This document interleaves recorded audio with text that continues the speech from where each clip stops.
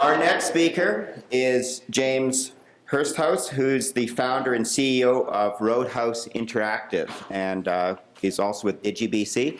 And for those who are wanting in the information technology sector, I think we still are looking for about 6,000 open jobs, don't we? Well, and increasing as well, yeah. Thanks.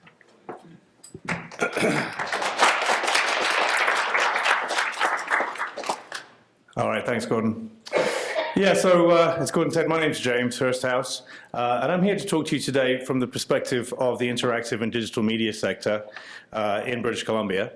IDM is comprised of three main sectors: animation and visual effects companies, video games companies, and digital marketers and agencies who use digital platforms to engage with consumers. A little bit about myself. I'm not originally from Canada, I'm from the UK, been in the video games industry for about 20 years, primarily in Japan and the US, and then Canada since 2010. I am the chair at DigiBC, which is the IDM Industry Association here in BC, and I have a 15-year-old and a 12-year-old in the public education system. So, you know, my concern is as a parent as well. Now, people ask me what's the difference between an IDM company and a regular tech company. The answer is clear in that it's really this balance between creative and technology roles. So we have both a chief creative officer and a chief technology officer in most of the companies that we represent, and also a huge range of different types of careers. About the sector, probably about 350, maybe 400 companies, 16,000 employees who earn roughly, well, an average wage of about $84,000 a year. So, you know, the sector creates significant economic impact for the province. And these are permanent, full-time BC family supporting jobs. Some of the world's most successful digital media is made right here in BC. Arguably the #1 VFX cluster in the world, and also the world's most successful video game, which is FIFA, is made right here in Electronic Arts Burnaby, and that game sold well over 100 million copies since its launch in 1993.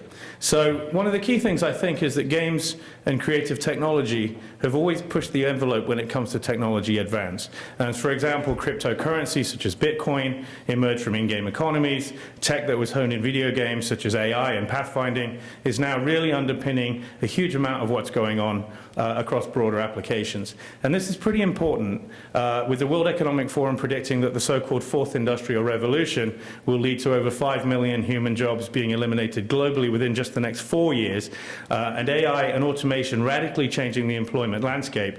It's a pretty important fact. And at the same time, the technology sector in BC, as Gordon said, is going to face a pretty severe shortage of talent. So we think that by introducing kids to tech through the friendlier face of game development, digital media, we can help equip them for this future, not just as consumers, but as active participants in a digital maker economy, right? So it's not really an opportunity for us, but an obligation to engage with youth. Now, of course, there's always been a bit of an ongoing argument with regards to the purpose and higher goals of education.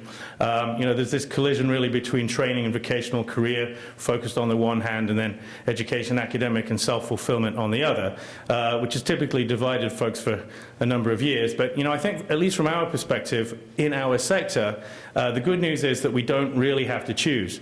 You know, if the education system is enabled to fulfill the higher goals of education, then we should be happy, really because the kind of employees that we want are independent, critical, and creative thinkers, and that's the type of talent that we want to see.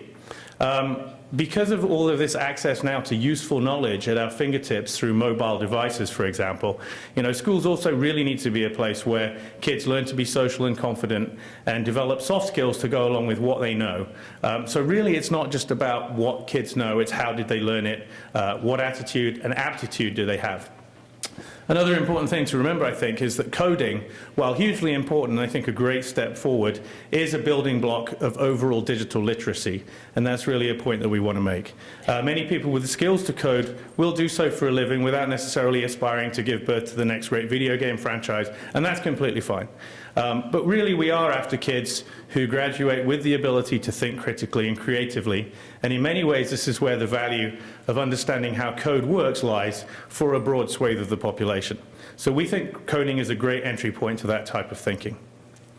You know, if kids are exposed to rational, logical ways that computers work, and that transfers into their broader experience, that's really very positive. So how can we as an industry sector engage and help? You know, we're keenly aware of the dangers of overt corporatization in the classroom, and I really do want to stress that. But from our perspective, you know, we're not engaging so we can sell another 4,000 or 5,000 copies of a video game. It really is a long-term interest in the future of the province. You know, collectively as an industry sector, we want to work towards some kind of education foundation potentially to help with curriculum development from a more coordinated basis, not on an individual corporate basis. At an absolute minimum, this year we will establish a clear channel of communication and a point of contact to help you guys reach out to us and vice versa. At a grassroots level, we're already planning a series of road trips for later in the year where we will conduct showcases about the industry in towns throughout the province. And we're also contributing to the Coding Advisory Council, working on the Shoulder Tappers program, potentially using the internet to increase that program's reach. We can also collaborate on developing tools that help directly in the classroom, and we're working on ways to fund more devices into schools. The ability to communicate and problem solve with devices, we think, are pretty important in most careers now, and so it's great that kids are getting this exposure at school. As far as the future is concerned, really what we want to be trying to do here, I think, is create a generation of digital makers, not just digital consumers. So digital literacy really is across many walks of life, and a major focus needs to be on helping kids have authentic experiences that provide them with ownership of the work that they do, you know, as digital makers rather than simply being digital consumers. So, you know, we understand that education should not only be about grooming kids for workforce, but as I said earlier, through broad-based learning activities and the application of technology and our friendly faces, video games and animation, I think we can inspire kids and serve the broader goals of education as well. So one of the key things that we plan to do this year is to create, establish and publicize this central point of contact for educators to reach out so we can connect. We're really looking forward to working with you guys, but in the meantime, please just take a note of my personal email address because I'm always happy to you know, receive emails and questions from anybody who wants to reach out to the sector. Thanks very much.